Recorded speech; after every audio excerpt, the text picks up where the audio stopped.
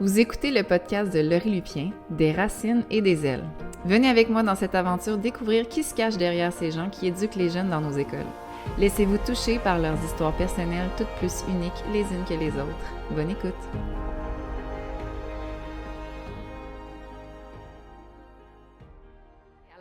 Bonjour à tout le monde, merci de nous écouter. Aujourd'hui, avec moi, j'ai Monsieur Verlaine de la 6e année de Boisfranc Aquarelle. Bonjour Verlaine, comment ça va? Bonjour Laurie, ça va bien et toi? Ça va bien, merci. C'est à peu près la 5e fois qu'on se pose la question parce qu'on a eu des problèmes techniques, mais finalement, ça fonctionne. Mais nos réponses sont réelles, on va bien. Verlaine, tu me disais que tu étais content d'être ici, c'est ça que tu as dit?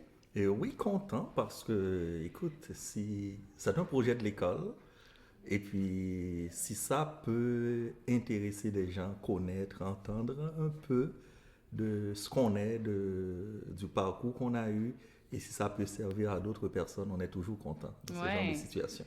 Mais ce que Verlaine a dit, c'est tout à fait vrai parce que mon idée de podcast est venue de la journée formation où on a eu une présentation trauma et deuil. Et on a eu quelques témoignages de nos collègues qui m'ont touchée puis qui m'ont fait voir que, waouh, il y en a qui ont des histoires tellement, tellement riches dont on n'a aucune idée. Donc, j'ai pensé à plusieurs profs, plusieurs membres du personnel que je pourrais interviewer, mais j'ai pensé à Verlaine en premier parce que lui et moi, ça fait quand même plusieurs années qu'on se connaît. On avait commencé à travailler ensemble en 6e année, il y a déjà, je pense, 4 ans, là. Quelque chose de même. C'était pendant la pandémie, OK? Fait que c'est là qu'on s'est rencontrés, puis je me souviens à quel point j'avais trouvé sa présence chaleureuse, puis il y avait une belle sagesse et toujours prêt à partager. Fait que j'ai pensé à Verlaine, je savais qu'il était du genre courageux, qu'il n'avait pas peur des nouvelles choses, des nouvelles méthodes.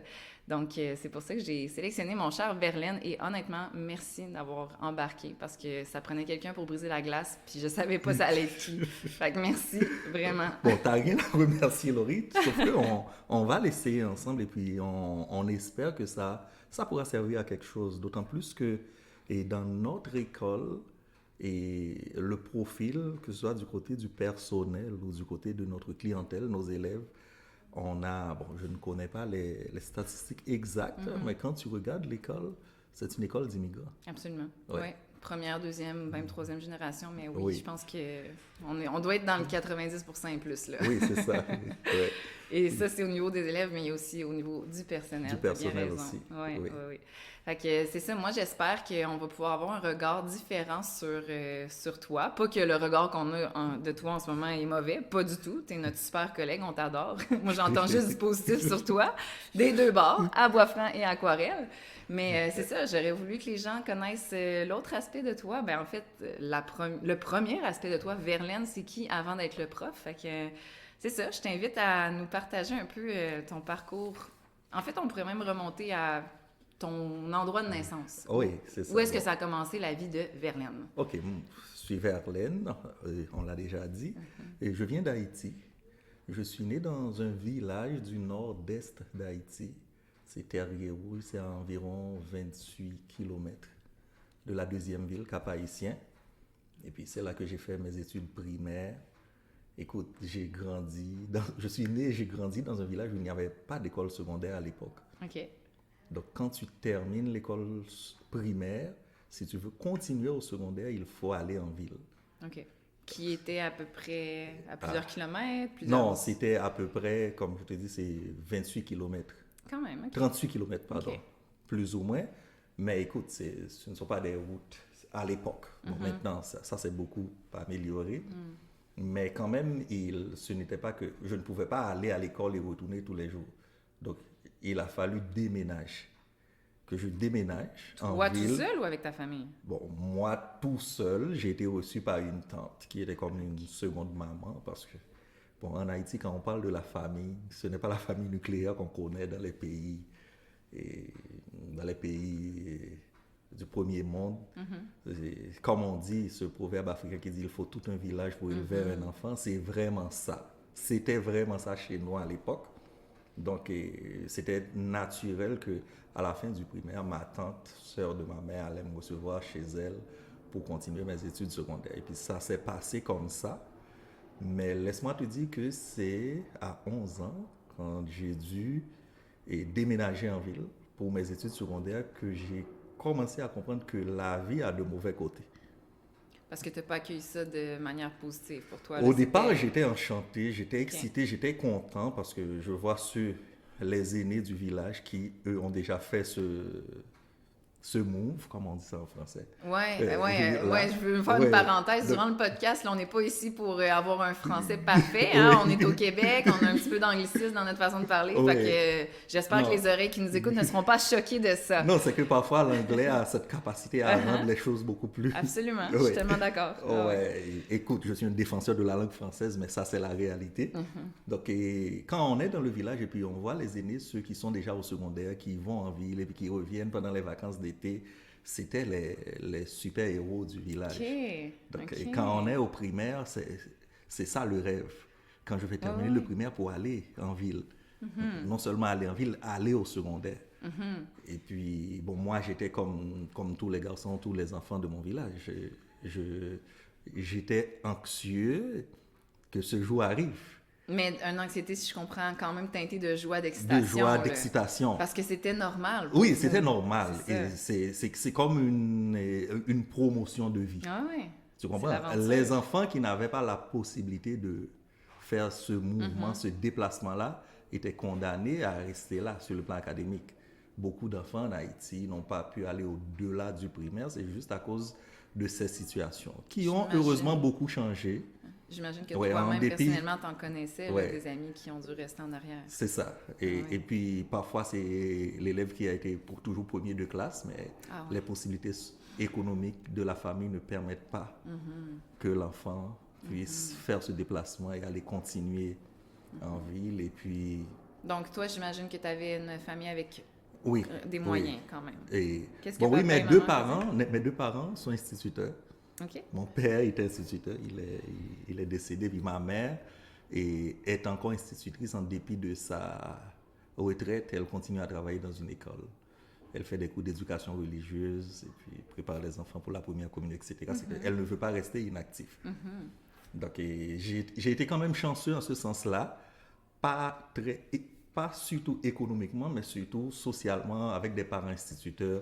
Ils n'allaient en aucune façon accepter que j'arrête après mes études primaires. C'est clair. Donc, ils allaient de toute façon trouver une manière pour qu'on puisse continuer. Et puis, mais je te dis que c'est cet événement-là, quand je devais faire le passage du primaire au secondaire, qui m'a amené en premier à comprendre que la vie, ce n'est pas juste du plaisir. Parce que là, tu as vu la fin de ton primaire arriver, c'est arrivé, puis là, tu as eu des vacances d'été, j'imagine. Puis ensuite, tu prépares ta valise, puis un jour, où est-ce que tu pars? Là, je vais partir. C'est ça. Ouais. Écoute, à ce moment-là, c'était vraiment un moment... C'était un choc, c'est ça le mot. Le jour que c'est arrivé, tu étais avec ta valise, puis tu as fait « Oh my God, ma valise était faite depuis... Bon, c'était fait progressivement. Bon, en Haïti, quand on a un projet de famille, c'est fait progressivement parce qu'on n'a pas de grands moyens. Donc, mes valises étaient prêtes, je dirais plutôt, et puis je devais partir. Et là, c'était difficile. Moment de dire au revoir. Oui, j'allais laisser mes frères, ma soeur, on est une famille, une fratrie de 4. Et pour la première fois de ma vie, je vais dormir hors. Première fois? Oui, hors de ma maison. Es-tu le premier de la fratrie à partir? Oui, je suis l'aîné de la fratrie. Et puis, c'était difficile. Bien que j'ai de grandes habitudes avec, comme je te dis, ma tante. Ce n'est pas une personne étrangère pour moi. Elle nous visitait régulièrement, on la visitait régulièrement. Et puis, mes cousins, et aussi, on est comme des frères. Et d'ailleurs, mes tantes, là, je dis ma tante, mais dans ma famille, les tantes, on les appelle maman. Vraiment? Donc, quelqu'un d'étranger qui arrive, tous les enfants appellent toutes les tantes maman. OK. Donc, fait que ta maman, c'est maman, mais la tante, c'est maman aussi. C'est maman aussi. Ma grand-mère, c'est maman aussi. Okay. Donc, tout le monde, c'est maman. Donc, c'est pour vous dire que je n'étais pas dans une situation où j'allais dans une maison où je n'étais pas sûr que j'allais être bien traité. J'étais à 100% certain que j'allais être bien traité, mais quand même, c'était une déchirure. Oui, j'imagine, parce que j'imagine juste un enfant ici. 11 ans. Tu racontes ça à 11 ans, un enfant, là, tu vas devoir tout quitter puis partir dans une nouvelle vie. Ici, c'est une tragédie, là. C'est on ne fait pas ça à un enfant. Mais en Haïti, c'était normal. C'était normal. Bon, en dépit des problèmes qu'on a dans le pays, il faut dire que sur ce plan-là, on a fait des progrès. Actuellement, parce que toutes les communes, même les sections communales, ont des écoles secondaires publiques. Et puis, un enfant peut décider quand même. Il y a des familles qui décident toujours d'envoyer leurs enfants en ville. Ça, c'est pour... On a des préférences en matière d'éducation. Il y a des personnes qui veulent envoyer leurs enfants à des écoles privées. Puis les meilleures écoles, on sait que c'est dans les centres urbains, mais ce n'est pas une obligation comme avant. Et puis, il n'y a pas d'enfants qui se trouvent dans cette situation. Ils sont obligés d'interrompre ou de ne pas continuer parce qu'il n'y a pas accès. Bon, là, on ne va pas faire le procès de la qualité de l'éducation parce que ce n'est pas la même chose dans des centres urbains que dans les zones rurales. T'en aurais long à dire, hein? Ouais. Ah ouais. Mais c'est pour te dire que les choses ont changé sur ce plan-là. Mais je peux te dire que c'est la première grande déchirure que j'ai vécue parce qu'avant, pour moi, quand j'étais au primaire, tu sais, et Laurie, enfant de 0 à 11 ans, je n'étais même pas conscient du fait qu'il y a des personnes aisées, des personnes pauvres, des personnes riches. J'ai déjà eu cette réflexion-là, moi aussi. Oui, parce que, écoute, au village, on était tous pareils. Oui, il y avait des gens qui avaient une voiture. Moi, mes parents n'avaient pas de voiture à cette époque-là. Mais tu fais pas le lien que c'est entre j'ai l'argent ou pas. Tu non. fais ça, choix. Oui. C'est celui-là, il y a une piscine, lui, il n'y en a pas. C'est un choix. Oui, c'est un choix. Celle-là, la maison est grosse, celle-là est petite, c'est tout. Je peux te dire, la vie, pour moi, c'était la vie. Et puis, bonheur. Le bonheur, bon, je ne connaissais même pas ce concept. Parce qu'on était des enfants heureux. C'est moment présent. Oui, on était des enfants heureux. Et oui, on connaissait des deuils, mais par exemple, quand une personne est décédée à cet âge-là, ok, bon, j'ai eu de la chance. Jusqu'à 11 ans, je n'ai pas eu de perte dans ma famille comme une personne décédée qui aurait pu m'affecter. Mais quand il y a un décès, un enterrement, les veillées, c'est des événements sociaux. Oui. Tu comprends? Donc on vivait tout ça naturellement. Et puis le concept de classe sociale, tout ça, j'étais étranger à tout ça parce qu'on naît, on grandit, on vit, on va à l'école, on va à l'église, on joue. C'était ça. Donc enfance très heureuse pour toi. Là. Oui, ce n'était pas de l'abondance. Bon, je n'avais aucun concept de l'abondance. Bon, heureusement, ce n'était pas le cas pour tout le monde en Haïti à cette époque-là, mais on mangeait à sa faim. Tu manquais de rien. Oui, on pouvait s'habiller. On ne sentait pas qu'on manquait de rien. Donc peut-être un enfant de nos jours avec les mêmes possibilités matérielles que j'avais pourrait être très malheureux. Seulement s'il y a la possibilité de se comparer. C'est ça, à cause justement. des foutus réseaux sociaux. Oui, c'est ça. Donc moi, jusqu'à 11 ans, comme je te dis, je ne sentais pas cette différence-là. Et puis c'est à 11 ans que j'allais commencer vraiment à sentir, quand j'ai laissé ma maison, que j'ai commencé à comprendre que la vie, c'est plus qu'un ruisseau tranquille. Parce que là, je suis en ville, et puis, bon, une ville, c'est toujours une ville. Peu importe le pays, on sait tout ce que ça charrie et non seulement de difficultés en termes de vivre ensemble, mais aussi une ville, aussi, c'est un centre commercial, c'est un centre administratif. Et puis c'est là que j'ai commencé à comprendre qu'il y a des enjeux. La vie, c'est fait d'enjeux. Bon, qu'est-ce que tu veux dire? Bon, quand je dis des enjeux, je comprends que pour certaines personnes, il faut lutter pour vivre. Il faut lutter pour avoir sa place. Il faut lutter aussi pour ne pas tomber dans la déchéance. Quand je parle de déchéance, je fais référence à la déchéance matérielle, tout simplement. Que tu as vu en ville, c'est ce que oui, tu veux dire? Oui, c'est ça. Okay. Parce qu'en Haïti, et c'est un peu contradictoire ce que je vais dire, c'est le pays où tu peux voir l'opulence la plus extravagante cohabiter à côté de la misère la plus abjecte. Moi, j'ai fréquenté un collège en Haïti, et bon, c'est ce que voulaient mes parents. Ce n'est pas qu'ils étaient riches, qu'ils en avaient les capacités, mais c'est ce qu'ils voulaient absolument. Et où j'allais à l'école avec les enfants des riches. Moi, on n'était pas riches. Parfois, quand je le dis, les gens disent « Oh, tes parents étaient riches ?» Non. Et ils ont fait ce sacrifice, c'est ce qu'ils voulaient. C'est le collège Notre-Dame du Cap-Haïtien. À l'époque, c'était surtout dirigé par des frères et Sainte-Croix. C'était des Canadiens, Québécois et Acadiens. OK, fait que tu as eu des Québécois dans ta vie il y a longtemps. Oui, longtemps. Et même l'école primaire où j'allais, c'était dirigé par une Acadienne, Sœur Florence Cormier. Eh bien. Oui, c'est que les religieux canadiens étaient très, très présents. Ils sont encore présents en Haïti, mais de nos jours, on a une sorte de clergé plus autochtone et plus haïtien, mais dans le temps, c'était presque exclusivement des étrangers. Des Français, des Canadiens français, des Est-ce Belges. que c'est un peu comme des missionnaires? Oui, c'était des missionnaires, c'est ça. C'était des missionnaires. OK. Oui.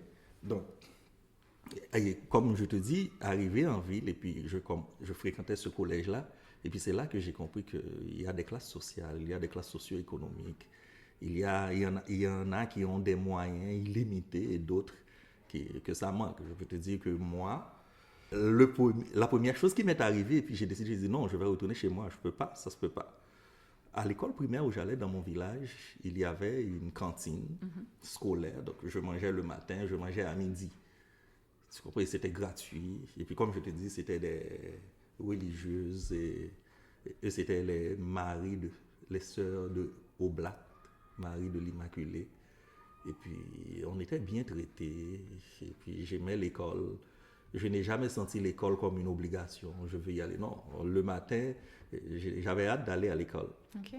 Est-ce que c'était une école publique? Et c'est des écoles publiques, mais qui sont dirigées par des religieux, par des missionnaires. Parce qu'en Haïti, bon, ça m'emmène sur un autre terrain. En Haïti, il y a eu ça, je ne me souviens pas de l'année, le super concours, ce qu'on appelait le concordat.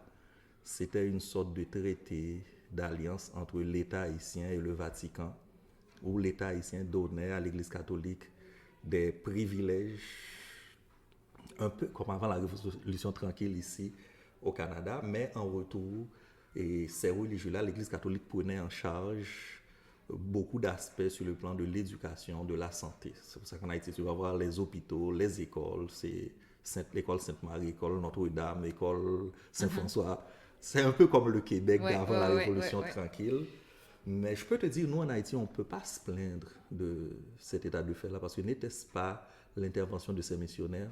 Certes, tous les Haïtiens ne vont pas avoir la même opinion que moi, mais moi, je veux être objectif pour dire que ce n'est pas qu'ils étaient parfaits, mais n'était-ce pas la contribution de ces missionnaires sur le plan éducatif et sur le plan sanitaire, le pays, ça serait pire. Ça a permis un accès au plus grand nombre, peut-être? Et pas au plus grand nombre, mais ça a permis au moins de former une élite. OK. Bon, maintenant, on peut se questionner sur la qualité, sur ce que cette élite a donné comme résultat, mais ça a contribué à combattre au moins l'analphabétisme dans le pays. Oui, ce qui est d'une importance majeure. Oui, majeure. Donc, moi, je dis toujours, zéro école et une mauvaise école, mon choix est fait. Oui, d'accord, totalement d'accord. Oui. Je préfère une mauvaise école au lieu de l'obscurantisme total. Absolument. Oui. Oui, c'est quoi déjà la belle phrase qui est dans Aquarelle, comme comment combattre... Et éduquer, c'est... La meilleure arme contre... oui, c'est... C'est quoi déjà? C'est Nelson Mandela. Oui, c'est ça. La meilleure arme pour combattre, c'est... La meilleure arme pour faire une révolution, c'est l'éducation, c'est quelque chose comme ça. L'idée est là. Oui, mais c'est Nelson Mandela. On s'entend. L'arme la plus forte au monde, c'est définitivement l'éducation. Oui, et José Marti, le poète cubain, il a dit « Éduquer, c'est rédimer ». Donc, c'est la rédemption de l'homme passe par l'éducation. Donc, on ne peut pas sauver l'humain sans passer par l'éducation. Absolument. Donc, en gros, public au primaire, collège au secondaire. Au secondaire, c'est ça. Parfait. Mais c'était comme public-privé, parce que comme je l'ai dit, il y avait une école nationale public dans mon village, et puis il y avait toutes les églises, tous les groupes religieux avaient leurs écoles. Donc, l'école où j'étais, c'était l'école de l'église catholique, Cœur Immaculé de Marie de Terre-Rouge. Je collabore encore à cette école. À chaque fois que je vais en Haïti, je participe à plusieurs projets. Ils te reconnaissent? Hey, oh oui, bien sûr. Bon, alors, les anciens me reconnaissent. Ma mère, il travaille encore. Okay. L'actuel directeur, c'est un prêtre qui a été un très bon ami depuis avant d'être religieux. Et puis, on se connaît, je participe à des projets. Et puis, actuellement, on a un projet... On en reparlera. C'est un secret. Oui, c'est pas un secret, c'est un autre débat. Ah, si vous saviez, Verlaine, il y a à peu près 1 million de projets, je pense, en même temps. Oui, c'est un homme créatif, si vous saviez. Non, c'est que quand on a fait du chemin, et puis Haïti, c'est un pays, il y a tellement de besoins, on est interpellé de part et d'autre. Et puis dire non, c'est difficile. Ça doit. Oui, c'est difficile. Oui, ton cœur est là-bas. Là. Oui, c'est ça. Donc, tu disais que tu as été confronté aux premières vraies difficultés là, dans ta vie. C'est que laisser ma mère, laisser mes frères, ma soeur, puis on est très soudés. Ouais. Et puis aller en ville, en dépit des efforts de ma tante pour me recevoir, pour m'encadrer, non, je ne pouvais pas. Je n'acceptais pas. Que ce soit la nouvelle figure d'autorité? Non, que vivre hors de ma maison. Je ne pouvais pas. Fait que jusqu'au moment X, tu l'acceptais jusqu'à temps que tu mettes les deux pieds dedans puis que tu réalises, oh là là, c'est pas ça à quoi je m'attendais. Oui, c'est ça. Okay. C'est ça. L'école, c'était super. Je me suis intégré tout de suite. Et puis bon, c'est des garçons, parce que le collège Notre-Dame reçoit c'était une école de garçons. C'est encore une école de garçons.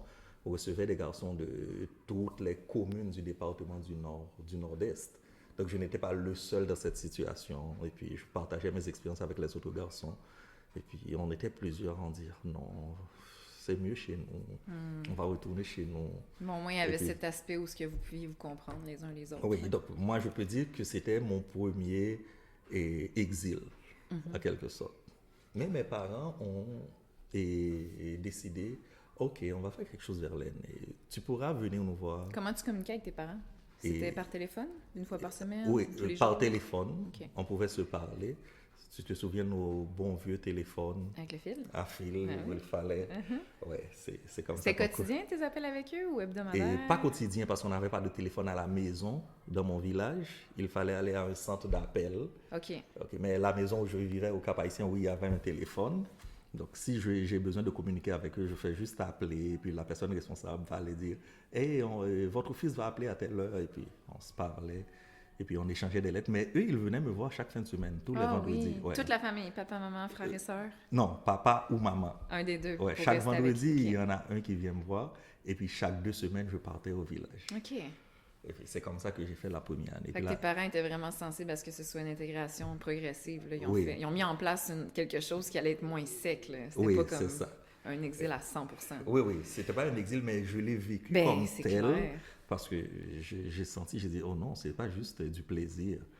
Oui, je suis au secondaire, j'imagine comment les autres vont me voir quand je retourne au village. Ça, c'était un facteur motivant. Mais de l'autre côté, mon cœur, mon âme, non, c'est déchiré en deux. Nous qui sommes toujours plongés dans le monde du développement de l'enfant, puis qu'on essaie toujours de savoir qu'est-ce qui est mieux, à quel âge, penses-tu que à 11 ans, vivre ce genre d'expérience-là, c'est trop tôt pour un enfant de 11 ans en général, ou c'est une question de culture, ou tu penses qu'il n'y a pas d'âge pour... Bon, moi, en Haïti, je dirais surtout c'était une question de nécessité, de besoin. Donc, les gens n'y pensaient même pas. Oui, mais ça, c'est comme parce que le contexte social faisait en sorte que c'était nécessaire. Mais si tu regardes un enfant puis que tu le sors du contexte social, est-ce que tu trouves qu'à cet âge-là, c'est trop tôt? Moi, j'ai vécu ça comme une violence. Oui. Oui, et ça aurait pu laisser des traumatismes si je n'avais pas bénéficié d'un environnement aimant, encadrant. Parce que je pense que généralement, dans le développement d'un enfant, d'un adolescent, l'envie de vouloir se séparer de sa famille, je pense qu'il vient plus tard, naturellement. Oui, ça vient mais à 11 ans, c'est rare, là. Oui, c'est rare. Et puis, comme je te dis, si je n'avais pas bénéficié d'un environnement aimant, encadrant, là, je te parle non seulement de ma famille, je parle aussi des enseignants du Collège Notre-Dame. Il y a un enseignant que j'ai tellement aimé, Maître Jacques Noël, et puis le hasard a fait qu'il est décédé le même jour que mon père. Après, j'ai dit, OK, j'avais de bonnes raisons de l'aimer. Il m'a reçu comme si j'étais un fils, il m'a adopté en quelque sorte. C'était une seconde figure paternelle. Oui, c'était une seconde figure paternelle. Et puis, c'est lui qui m'a orienté pendant toute ma première année. Et puis, la deuxième année, mes parents ont pris une décision encore plus difficile pour eux. Ils ont décidé que tout le monde va déménager en ville. Pour se rapprocher de Verlaine? Oui. Okay. Donc, mes frères et ma soeur sont tous rentrés en ville. Donc, eux, ils n'ont pas terminé leur scolarité primaire au village, juste pour qu'on soit ensemble. Mes parents continuent de travailler au village, à Terrier-Rouge. À cette époque? Oui. Fait qu'ils voyageaient tous les jours? Non, on restait au Cap. Ma tante a reçu toute la fratrie. OK.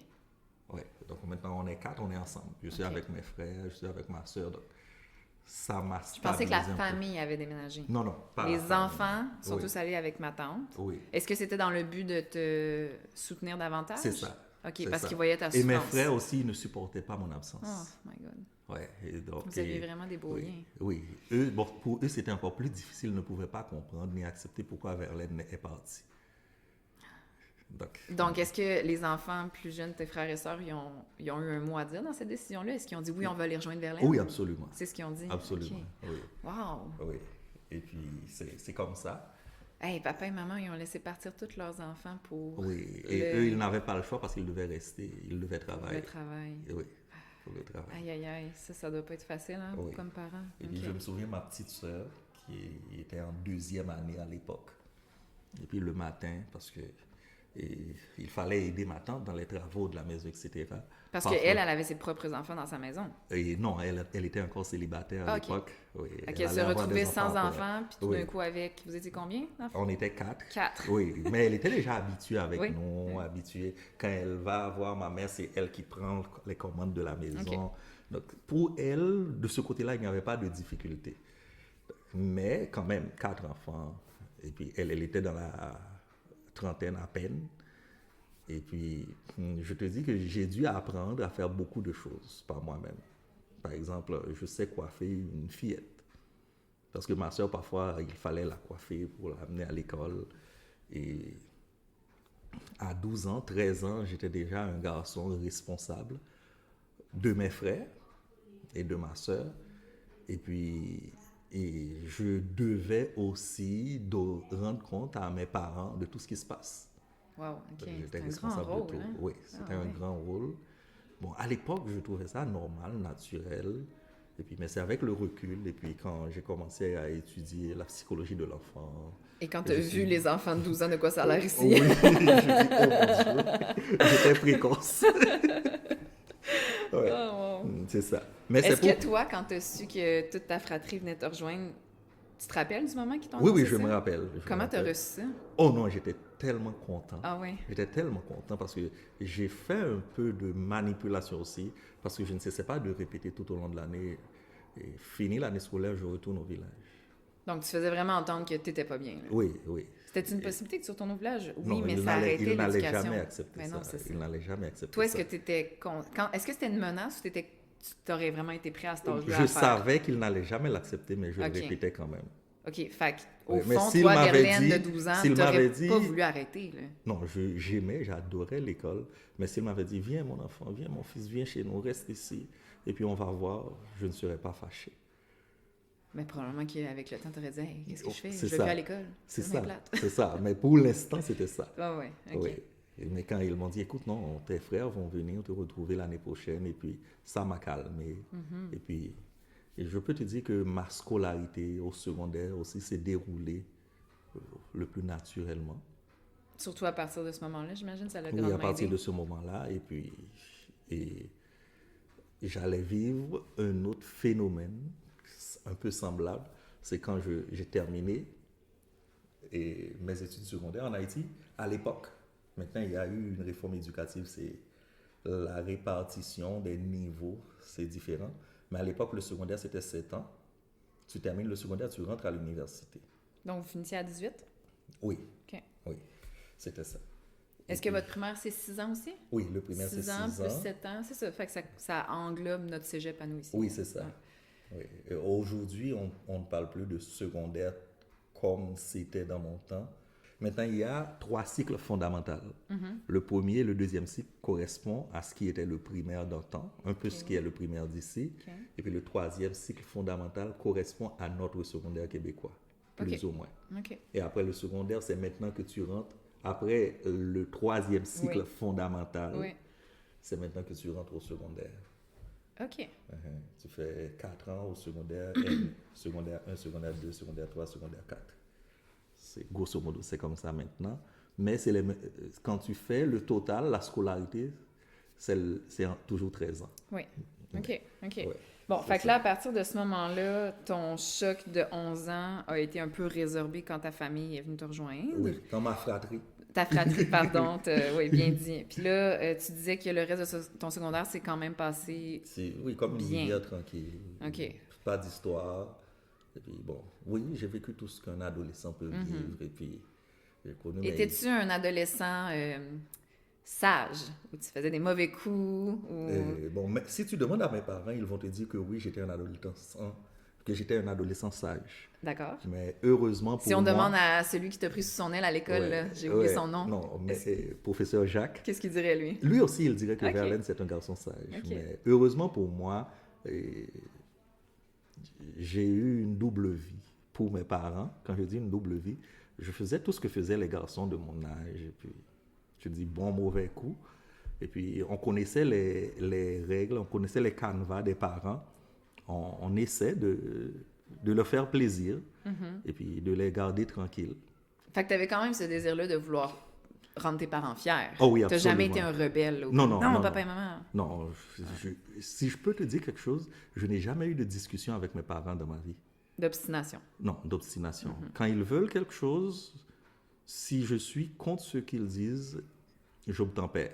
D'accord. Oui. OK. Quand je tourne le dos, je peux faire ce que je veux. Mais face à eux, j'obtempère toujours. Et puis, OK, c'est ce que tu veux, maman, ça va être comme ça. Le respect. Hein? Oui. Ah oui. Et puis, jusqu'à présent, je n'ai pas pu... Je te dis, la dernière fois que j'ai vu ma mère, c'était pendant l'été. Et puis, on avait un différend sur un sujet. Et puis, je lui ai donné raison. Et puis, après, même ma soeur m'a dit, mais pourquoi, Verlaine, tu as accepté? Tu sais très bien ce que maman dit, c'est pas correct. Je dis, à quoi bon discuter avec elle? Puis, 2 jours plus tard, j'ai fait le contraire. Parce que c'était une discussion par rapport à toi. Oui, c'était par rapport à moi. C'est que je voulais rendre visite à certains amis. Mais écoute, ça fait longtemps que j'ai laissé Haïti.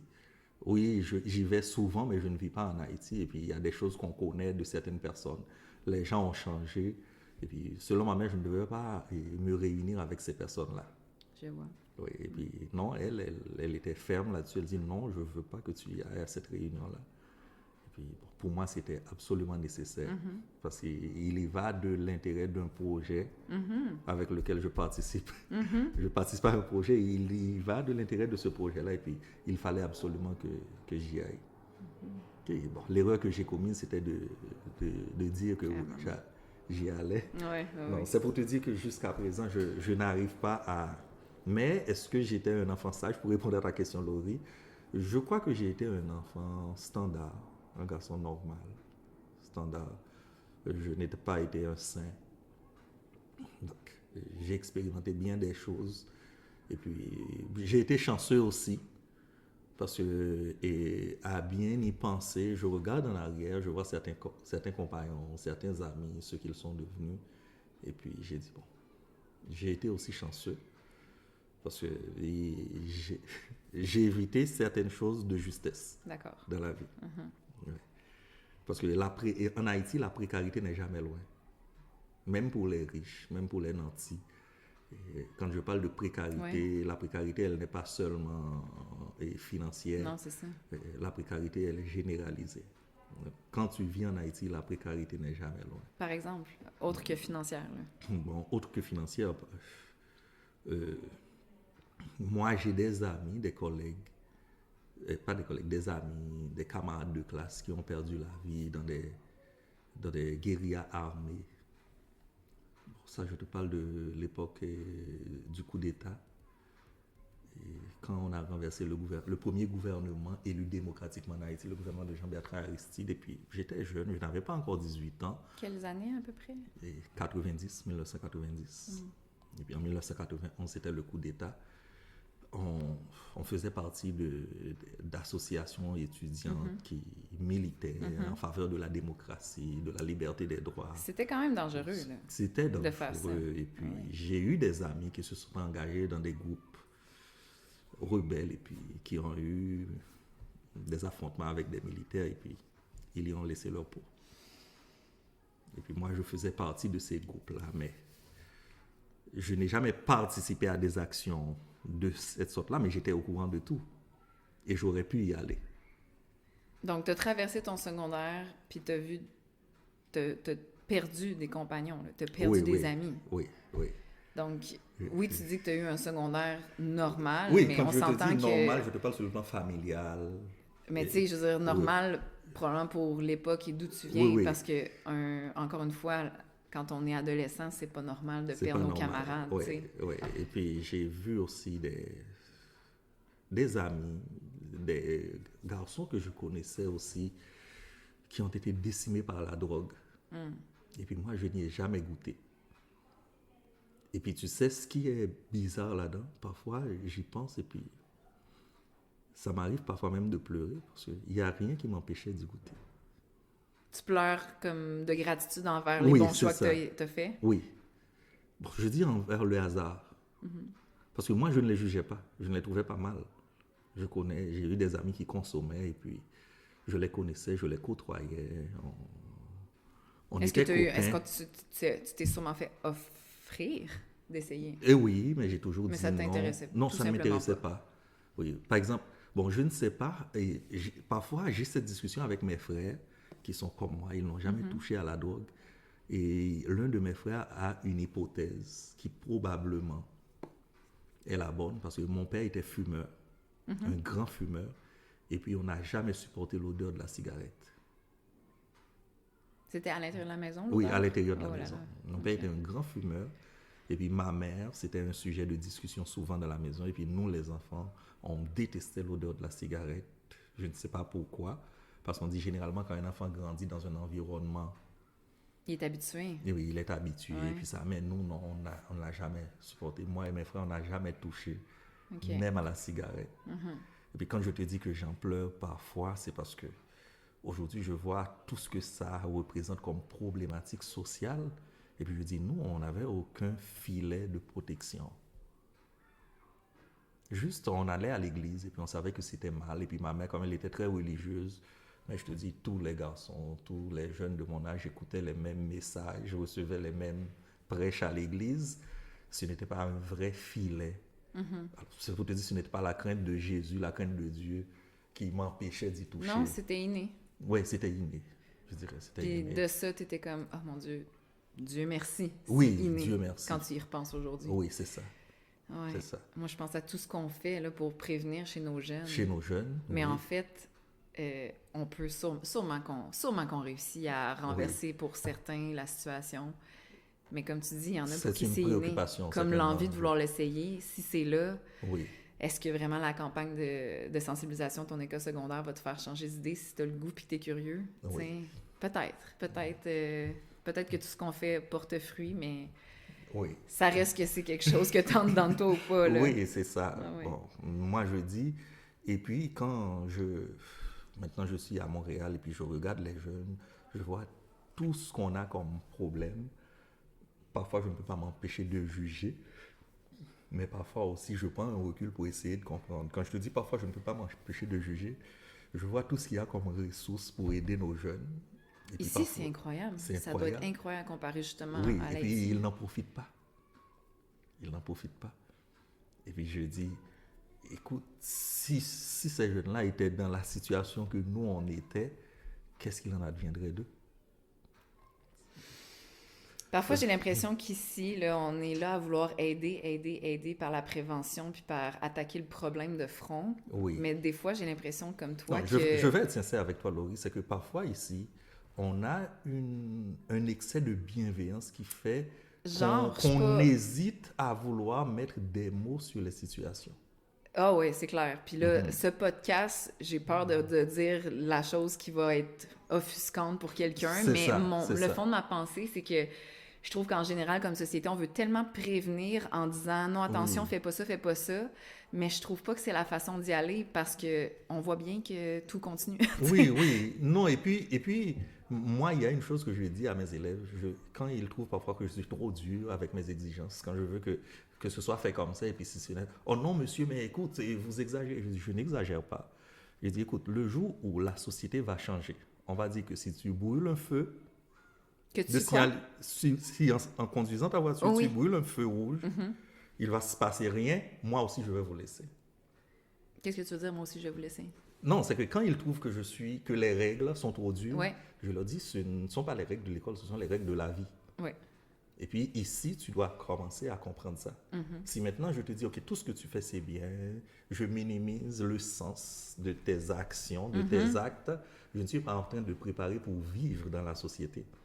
Parce que dans la société, si tu gères mal ton crédit, tu vas avoir une mauvaise note. Si tu te comportes mal, tu vas avoir un dossier criminel. Et ça, on ne va pas te pardonner ça. Donc c'est à l'école que tu dois l'apprendre. Ouais. Donc c'est pour ça que je dis que parfois, avec nos jeunes, est-ce que c'est la bonne stratégie de ne pas vouloir mettre des mots sur les situations? Non, puis je pense que c'est en train de changer, là, parce que dans les dernières années, on a passé un gros nuage de barbe à papa où il fallait toujours être doux à l'excès, puis pas heurter personne. Mais je pense que là, les gens sont en train de réaliser que la fermeté est une forme d'amour. Oui, absolument. Être strict avec nos jeunes est une forme d'amour et ça va leur rendre service. Oui. Parce que là, avoir de la jeunesse qui est molle puis qui n'a pas de sens de la moralité, ça rend service à la personne. Là. Ça ne rend service à puis personne. Ils ont de la misère à y arriver puis à s'en sortir. Là. Et je peux te dire que, moi, je lis beaucoup sur le sujet, et puis ce que j'ai compris, c'est que la génération des baby-boomers ont élevé leurs enfants dans du coton ouaté. Et puis ça donne naissance à une génération qui ne veut pas mettre des règles, des limites. Et puis, on en paie les conséquences aujourd'hui. Moi, j'ai 32 ans. J'ai été élevée par la limite, genre, entre fin baby-boom, début X. Là. Oui, c'est ça. Okay? Fait que mon père, je te dirais que, officiellement, il est à la fin des baby-boom. Ma mère est début génération X. Puis, je me reconnais un peu dans ça. Comme quoi, on a été élevés dans une sorte de Watt. Oui. OK? Puis ce que ça a fait, c'est que dans la vingtaine, là, quand j'ai dû justement affronter la vie comme adulte... Là, c'était dur. Dur, tu dis? J'ai failli laisser ma peau parce que j'étais tellement habituée d'avoir du support fois 1000. Oui. J'avais aucune idée de ce dont j'étais capable parce qu'on faisait toujours tout pour moi. C'est ça. Et la façon d'enlever l'estime de quelqu'un, c'est fais tout pour lui. Tu vas y enlever son estime en un claquement de doigts. C'est ça. C'est terrible. Et ça m'a tellement marqué. Puis j'en veux pas à mes parents parce que c'est une autre mentalité. Ils ont fait du mieux qu'ils pouvaient avec ce qu'il y avait, avec leurs connaissances, avec l'époque. C'est pas ça la question. Mais oui. Non, on n'est pas en train de juger nos absolument aînés. pas. Mais je regarde les efforts que ça m'a pris avec mon anxiété, mon insécurité, mon manque de confiance en moi. Puis je me dis, comme toi un peu, merci que j'avais une force insatiable en dedans de moi qui s'est réveillée tard. Oui, mais quand presque même... trop tard. Oui. Mais j'ai réussi à m'en sortir. Mais ça a été long, puis ça a été pénible. Puis j'ai dû passer par des bas que je me dis, maudit, si j'avais été un petit peu plus confrontée tôt dans ma vie, probablement que ça se serait fait beaucoup plus naturellement dans ma vingtaine. C'est ça. Fait que c'est pour ça que je pense à tous nos jeunes qui ont don de la misère puis qui sont enfermés à Cotahuaté en pyjama à la maison puis qui veulent juste faire du télétravail puis qui n'ont même pas mis un pied dans l'existence encore. Là. Ils cherchent des jobs à 100% télétravail. C'est comme, qu'est-ce qu'on a fait? Oui, l'autre jour, j'ai écouté un commentateur qui dit, est-ce que si aujourd'hui il fallait que le monde libre défend sa liberté comme lors des 2 guerres mondiales, est-ce qu'il y aurait du matériel humain pour y arriver? Je sais pas. Je sais pas, il y a des réflexions qui nous traversent l'esprit. Il y a même, tu sais, je veux dire, les gens, ils sont tellement comme pas habitués d'être confrontés à quoi que ce soit que là, notre mode de vie extérieur super stressant les répulse avant même d'avoir mis les pieds dedans. C'est ça. Ils veulent plus y aller. Fait que non, c'est ça, ils sont comme moi, j'aimerais quasiment ça retourner vivre dans une époque où je suis femme au foyer puis j'ai pas à me confronter à rien. Mais là, tu te dis, hey, attends une minute, là.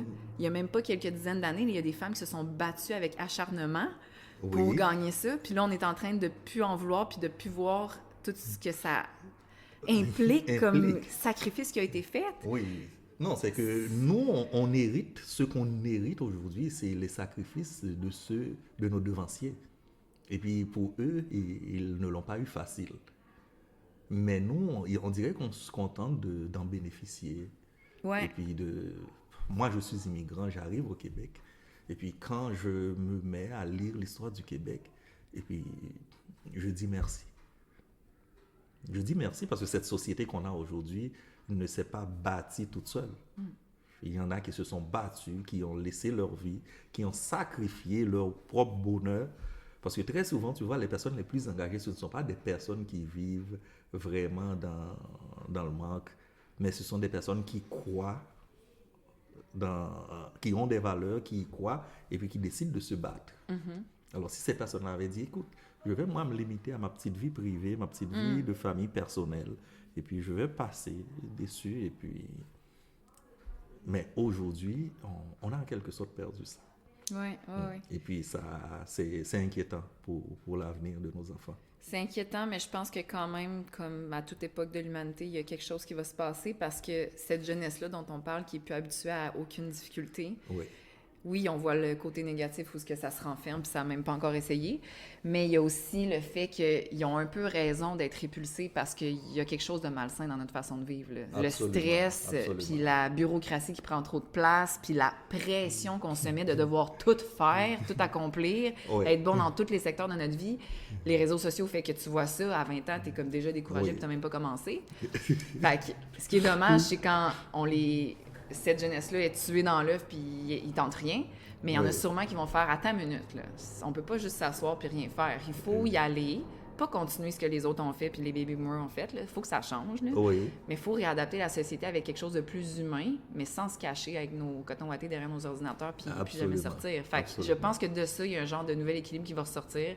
Puis on en voit des jeunes là, qui revendiquent des choses qui font un peu retrousser le poil des bras des plus vieux, là, mais comme...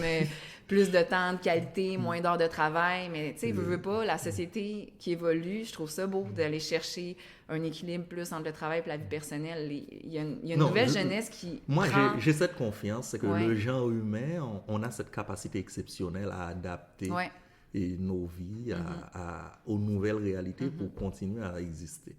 Donc, ça j'y crois. Tu l'as vécu probablement dans toutes les phases de ta vie, tu sais. Oui, bon, écoute, moi, c'est pour revenir à ma vie. Parfois, je regarde en arrière et je dis, bon, je suis un pèlerin. Parce qu'à 11-12 ans, laisser mon village natal pour rentrer en ville.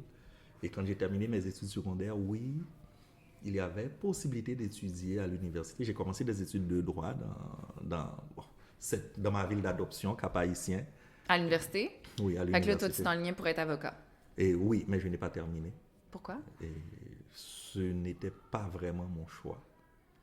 Parce qu'il s'est produit une tragédie dans ma vie. L'année où j'ai terminé mes études secondaires, mon père a décédé. Et puis, bon, quand tu es en Haïti, c'est les parents qui travaillent pour payer tes études. On n'est pas au Québec, où tu as les présidents, toutes sortes d'aides, toutes sortes d'allocations.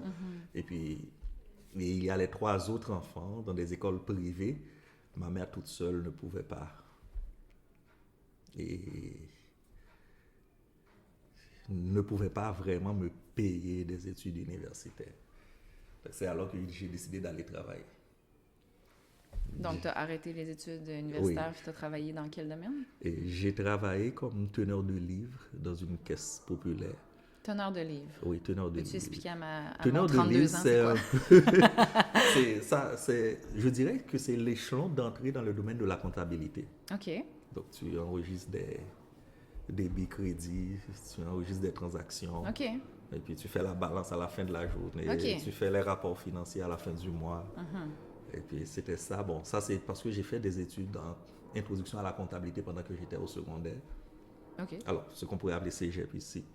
Donc en même temps que le secondaire, tu as fait ça à côté, ton temps libre. Oui, dans mon temps libre. Ouais. Wow! Débrouillard, wow! Non, c'est que il y avait un monsieur qui était un ami de la famille, qui était directeur d'une école de commerce. Et puis, il fréquentait la maison, et puis un jour, il m'a dit, Verlaine, ça t'intéresse, la comptabilité informatisée? Mais moi, c'est le côté informatisé qui m'intéressait. Parce qu'à l'époque, les ordinateurs, c'était tout nouveau, hein? Tout nouveau. Ah, ouais. Et puis et puis j'y suis allé, et puis j'ai adoré ça, la comptabilité. Cool, OK. Oui. Ah oui. Qu'est-ce que tu aimais là-dedans? C'était le côté les règles, tout est propre, non, tout est bien fait, fait, les l'exactitude. Quand tu fais une journée à travailler avec des chiffres et puis à la fin de la journée, tu vois que ça balance. Ah, c'est comme un trophée. Ah ouais. Moi, j'ai déjà été caissière, puis on dit, ma balance à la fin de la journée, c'était jamais pile. Les fois que ça arrive, je m'en souviens. Fait que je comprends le feeling. Mais quand tu fais en sorte que ça tombe pile, il y a une erreur, tu vas chercher, tu la trouves, tu la trouves, non, ça fait monter la. C'est un peu comme quand on fait des réseaux avec nos élèves, là, en 6e, ça peut être complexe, là, puis là, tu fais une erreur quelque part, puis t'es comme, voyons, puis là, tu trouves l'erreur, tu la corriges, puis là, blablabla, tout aligne jusqu'à la réponse. Ils sont contents, les élèves, quand ils y arrivent. C'est un peu ça. Et puis oui, j'ai travaillé là pendant 1 an. Et Puis là, tu finançais, t'aidais maman à payer oui, les à études de tes payer frères les et sœurs études au des frères et secondaire. sœurs au secondaire, etc., etc. Fait qu'ils ont tous pu finir au collège Oui, grâce oui, à ça. tous. Wow. Non, pas grâce à ça, moi, j'y étais seulement 1 an. OK. Oui, au bout d'1 an, allait se produire un autre événement. J'ai un oncle qui vit aux États-Unis, petit frère de ma mère, qui est venu nous visiter. Il a dit, Violette, non, pourquoi tu ne continues pas à l'université? Ce serait vraiment dommage. Et puis j'ai dit, non, je peux pas laisser maman seule avec les enfants, je dois travailler pour l'aider. Il dit, OK, dis-moi, combien ça te prend pour aider ta maman? Et puis, on va voir. Et puis, rapidement, j'ai fait les calculs, j'ai dit, on a besoin de ça pour suivre l'écolage, etc., etc. Il dit, OK, je prends l'engagement, cet argent-là, je vais le donner à ma soeur, ta maman. Et puis Quelle toi, générosité. Wow. oui, et puis toi, tu viens étudier. Tu viens étudier à Port-au-Prince, à la capitale. OK. Peut-être je vais laisser Cap Haïtien. Bon, c'est un frère aussi, parce que dans ma famille, c'était un peu la même histoire. Ma mère était l'aînée, elle a aidé ses frères et ses sœurs, etc., etc. Et puis, en Haïti, on a ce genre de solidarité. Ah, wow, moi, ça me et- flabbergaste, pour oui. dire. Non, et c'est grâce à ça que le pays La survit. famille est forte. Oui. Le principe S'il n'y avait de pas famille, les gens comme moi, tous les Haïtiens, on est dehors et puis on aide ceux qui sont en Haïti, le pays serait déjà, je ne sais pas. Je sais pas comment nous on se tient ici. La famille ici, ça n'a rien à voir avec ça. Là. Oui, oui, Mon ça Dieu, n'a si rien je à regarde ma famille, là, Oui, mais c'est juste une question de culture, et Ah, puis une question de nécessité aussi. Ouais. Parce qu'en Haïti, tu ne peux pas dire, écoute, je vais m'occuper de mes enfants, de mon conjoint et c'est tout. Impossible. Tu survivras pas, là. Non, tu ne C'est survivras ça. pas. Oui. J'ai un petit peu expérimenté une dynamique de famille qui, d'après moi, se rapproche de l'Haïti. C'est quand j'étais allée en Argentine l'an passé avec les Latinos mon conjoint Ariel. Et j'ai passé 2 semaines avec sa famille. Et ça l'a guéri quelque chose en dedans de moi, la solidarité, comment tout le monde est intéressé puis veut tellement te soutenir dans tout, comment tout est fait ensemble, le soutien, le support que tu as à chaque instant. J'étais tout le temps étonnée, j'étais comme, mais pourquoi vous faites ça pour moi? Genre, Ils ne font pas pour je veux dire, toi, au Québec, ils sont juste comme ça. Oui, c'est ça, c'est naturel. Puis C'est c'est fait avec tout leur cœur et Oui. avec vraiment minutie. Puis là, j'étais comme, wow! Puis quand je suis partie de là, j'ai pleuré comme une madeleine. Je pense que j'avais pas pleuré de même depuis 7 ans. C'était ça des t'a fait du ruisseaux. bien. Mon cœur a fendu. Ça l'a guéri quelque chose en dedans de moi que je savais pas que la froideur du Québec avait créé. Là. Oui. Puis, mon Dieu, j'y repense. Puis j'ai tellement de chaleur dans mon cœur. Puis je suis tellement contente d'avoir accès à cette famille-là qui est pas directement la mienne, mais par alliance, oui. C'est comme un cadeau. Ça manque tellement dans notre culture québécoise. Bon, c'est que quand on ne connaît pas, quand on ne se compare pas, on n'a pas à se plaindre. Effectivement. C'est ça. Ouais. Mais Parce quand que... tu es confronté à ce niveau d'amour, ça fait comme un barrage qui Moi, ce que je flanche. dirais, c'est qu'ici, au Québec, on a cette même solidarité, mais c'est plus institutionnalisé. C'est comme la société est déjà bâtie pour faire en sorte que quelqu'un, dans le besoin, ait des alternatives sans dépendre de la bonne volonté. Sans dépendre de la bonne volonté de quelqu'un. Donc, c'est plus impersonnel. C'est vrai. C'est bien dit. Oui, merci. c'est plus impersonnel. Ouais. Donc, moi, je ne peux jamais cracher sur la société québécoise parce que c'est tout simplement différent. Mais ça prendrait juste un bel équilibre entre les deux. Parce que c'est vrai qu'ici, peu importe le problème que tu as, il y a un programme, il y a un service quelque c'est part. Ça, quelque part. Mais comme tu dis, c'est quand tu as besoin d'aide puis que tu es démuni, c'est weird. C'est étrange comme feeling.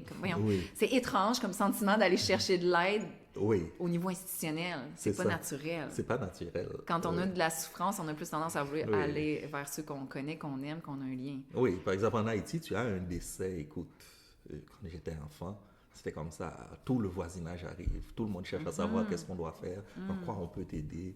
Le soutien que tu sens tout de suite. Oui, et puis ça aide à faire le deuil. Oui, mais ça serait tellement beau d'avoir un équilibre entre les deux. Oui, c'est ça. Mais peut-être que la grande vague d'immigration qu'on vit au Québec va amener ça éventuellement. En tout cas, moi, je le constate pas encore trop, là, parce que j'ai l'impression qu'immigrer au Québec, malheureusement, ça brise un peu ces liens-là quand les gens arrivent parce qu'ils sont comme soumis, ils se conforment à cette froideur-là. Oui, bon, c'est pas peut-être entre communautés. Oui, entre communautés, on essaie de maintenir parfois cette flamme, mais ce n'est pas évident. Non, c'est ça. Ce n'est pas évident tout simplement à cause des exigences, des obligations de la vie professionnelle, et puis parfois même nos familles, on les néglige. Parce que, écoute, pour moi qui ai un parcours d'immigrant, quand tu arrives ici, tu es immigrant, tu n'as pas un socle. Et je veux dire, tu n'as pas une base matérielle, financière. Tu dois étudier, travailler en même temps, prendre soin de tes enfants. Comprendre comment la société fonctionne. Ah, et puis, parfois, ça provoque même des tensions au niveau familial. Écoute, moi, j'ai vu des familles unies, serrées, tissées, collées en Haïti. Et puis, ils arrivent ici après quelques mois, tu entends, c'est séparation, divorce. Donc, c'est des tensions. Ce n'est pas la faute à personne, sauf que un changement, dans ce sens-là, c'est... Moi, j'utilise un mot que parfois les gens trouvent d'exagéré, mais ce n'est pas je ne suis pas en train de blâmer personne. Il y a une sorte de violence là-dedans. Moi, je pense que le mot est approprié. Il y a un déracinement, oui. Et puis l'enracinement dans la société d'accueil n'est pas automatique. Ça prend des efforts, ça se fait pas naturel.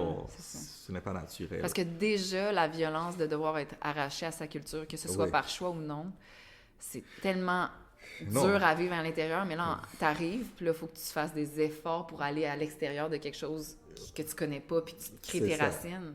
C'est ça. Fait que, tu sais, des fois, en tant que Québécois, on a un discours facile de dire genre, mais pourquoi ces gens-là font pas plus d'efforts pour s'intégrer? Attends, là, ce n'est pas évident. Ça doit être... Moi, je me dis, bon, moi, je connais ma communauté, la communauté haïtienne, c'est que le Québec, tous ceux qui arrivent ici, arrivent avec un rêve. Ouais. Et puis, moi, j'ai mes cousins qui sont nés et ont grandi aux États-Unis. Ouais. Ils disent, vous qui avez étudié et grandi en Haïti, c'est comme le Québec vous a un peu brainwashé. C'est que vous voyez le Québec comme l'Eldorado, le pays béni. Et puis, parfois, quand je me mets à penser, je dis oui, j'ai grandi un peu dans ça parce que au primaire, mes salles de classe étaient décorées avec des calendriers québécois. OK, mais ça tu idolâtres le Québec quand t'es pas allé encore dedans. Parce qu'une fois dedans, t'es comme, oh boy, j'ai un peu trop ambitionné. Là. C'est pas si merveilleux. Bon, c'est aussi merveilleux parce que, tu sais, parfois, je fais des voyages, Montréal, Ottawa. Quand j'étais à Ottawa, j'allais jusqu'à Toronto, juste pour admirer le paysage. J'arrive à Toronto, je rentre dans un Tim Hortons, ou j'arrive à Ottawa, je rentre dans un Tim Hortons, je prends un café, et après 1 heure, je reprends le chemin du retour. En hiver surtout, c'est juste pour voir le paysage. Je dis, écoute, voici l'image des calendriers de mon enfance, des cartes postales de mon enfance. C'est ça, c'est le Québec de nos cartes postales quand on était enfant. Ah ouais. J'adore ça. Je dois l'admettre, les cafés du Tim sont bons. Ouais. On fait bien ça. Moi, je les adore. C'est pas mieux que le café de ma grand-mère, mais c'est bon. Parce que le café de ma grand-mère, ça vient juste... ça vient de la plante. Ça vient de la plante. Les baies, c'est ma grand-mère qui les fait mondre, qui les fait griller. C'est toute une science. Je salive. Oui. Je sens l'odeur. Mais Tim Hortons, c'est bon. Oui. Donc, c'est pour te dire, quand tu prends quand moi, en tant qu'immigrant, je prends le train, Montréal, Toronto, et puis en hiver surtout, ou en été, je regarde la forêt des deux côtés. Ça, c'est le Canada, c'est le Québec que j'ai aimé. OK. Oui. Et puis, c'est vraiment extraordinaire. Oui, bien là, vous venez d'entendre tous la cloche, puis là, Verlaine, malheureusement, il doit retourner vers ses élèves de 6e. Mais on peut continuer. Parce qu'on est rendu à l'université, là. On est allé à Port-au-Prince. Port-au-Prince, excuse-moi, pour étudier, puis on a arrêté là. Fait qu'on pourrait se revoir pour que tu nous contes la suite. Comment j'ai laissé Haïti, comment je suis arrivé c'est ça, parce qu'on n'est même pas encore rendu là. Non, on ne pensait pas qu'on aurait fallu autant. OK. Les gens vont-ils écouter un podcast de plus qu'1 heure? On verra. Ils l'écouteront en plusieurs shots. Tu pourras segmenter ça. Oui. Et faire des montages. C'est vrai, t'as raison. Épisode 1, j'ai épisode 2. confiance en toi. Ah, merci Verlaine. Tu sauras mettre des titres accrocheurs pour que les gens... Hey, merci Verlaine. OK, on prendra ça. Super. Et puis, j'aime l'expérience. Oui. Je vais revenir. OK. Yes, merci. Hey, tu vas donner le goût aux autres.